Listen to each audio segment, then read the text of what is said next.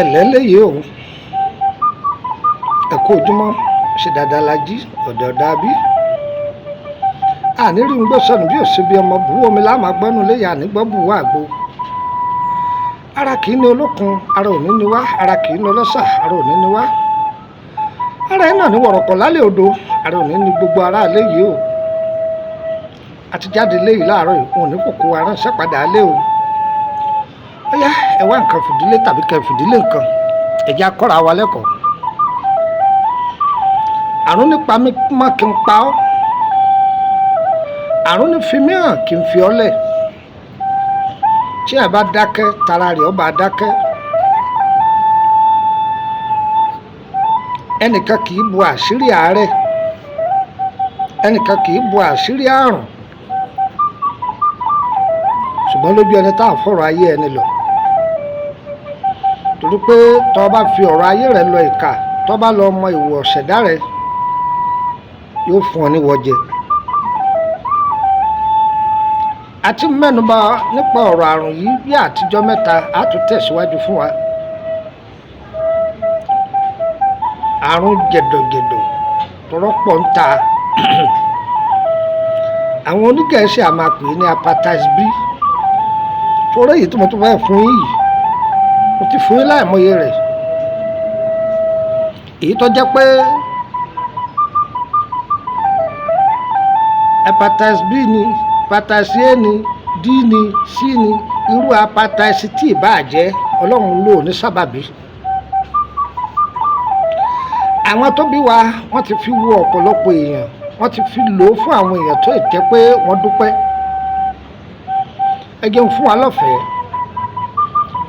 ẹ má jẹ́ apẹ́ lórí rẹ̀ ẹ bá ń wá ewé ewúro ṣé ẹ mọ̀ pé ewúro jíjẹ ń bẹ ewúro odò ń bẹ ewúro jíjẹ ewúro gidi òun ni kẹ́ wá ẹ sì bá ń tọ́jú ewé ẹ̀yìn olóbe ẹ tú tegbòtegbò ẹ gbọ́n yẹ̀pẹ̀ díẹ̀ kẹ́ fọ́nù dáadáa ewé ẹ̀yìn olóbe ewé ìbẹ́pẹ alọ̀já lórí rẹ̀ kìí ṣe ẹ̀rẹ́ ẹlẹ́rẹ̀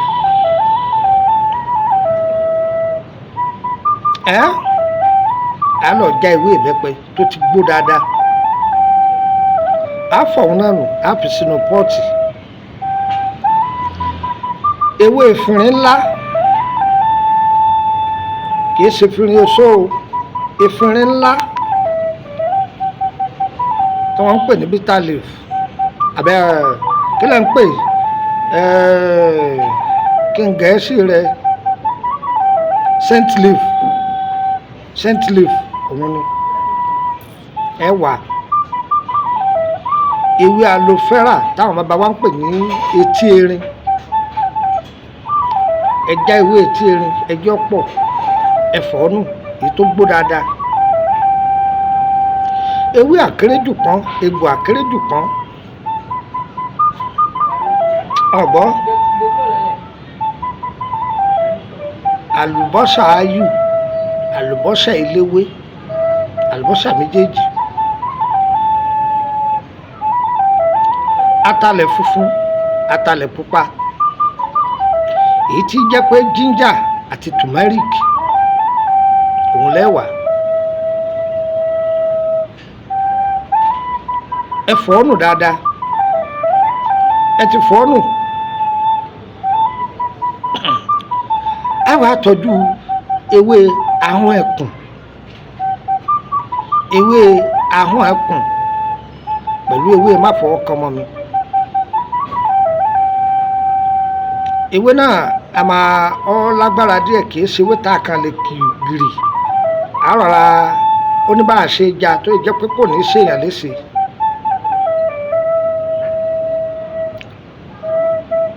a bá kó sínú kòkò pẹ̀lú ewé ọsàn wẹ́wẹ́ a kò sí tàbá wa fẹ́ sè é ẹ wá káfúrà ẹyọ wóró méjì tàbí ẹyọ kan ẹ jù ú sí kẹsì àfomi ògì ṣe a sì fomi lásán sè ẹ jẹ́ kó hó ó lè wọ 20 ó lè wọ 30 minutes. ṣe rí gáàsì tí máa wà lórí sinapu yẹn kó máa mu 3 rẹ̀ láàárọ̀ 3 lọ́sàn 3 lálẹ́.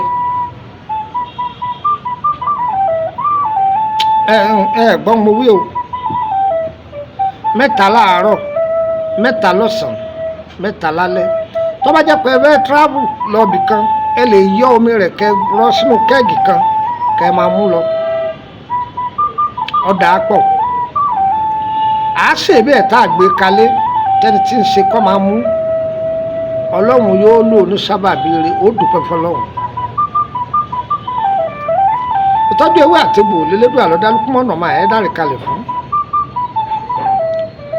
àyípadà ọ̀tun ó ti dé bá iléeṣẹ́ wa.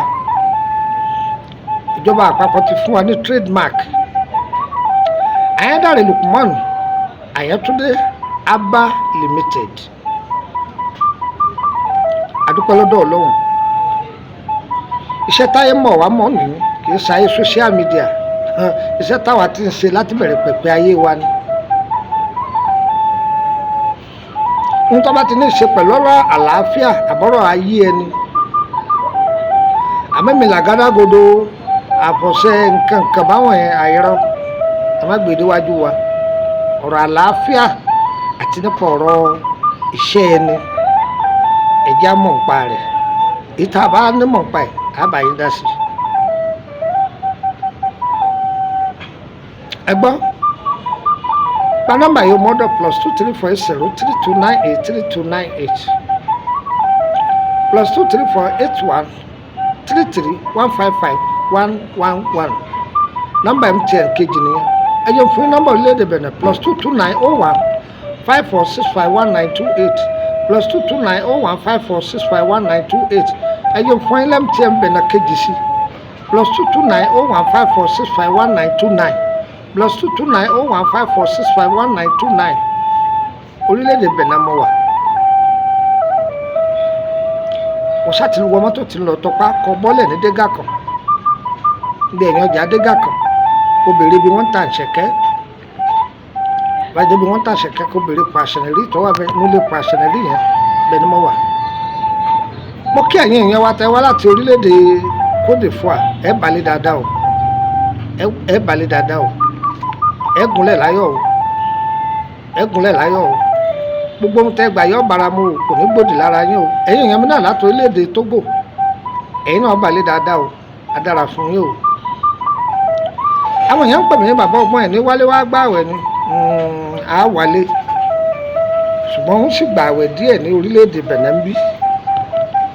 ẹ gbọ́ ń sì gbààwẹ̀ díẹ̀ torí àwọn tí ń gbà tọ́jú ni kò ṣe jẹ́ nù.